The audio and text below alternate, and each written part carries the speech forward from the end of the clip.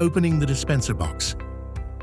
Turn the dispenser box upside down and press down the opening at the perforated cut.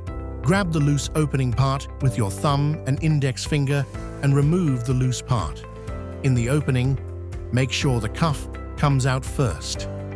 Place the dispenser box in holder with opening facing down.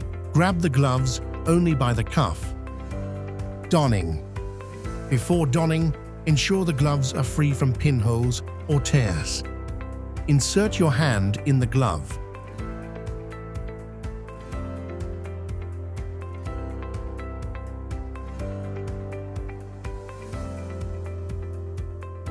Pull the glove firmly so that it fits comfortably.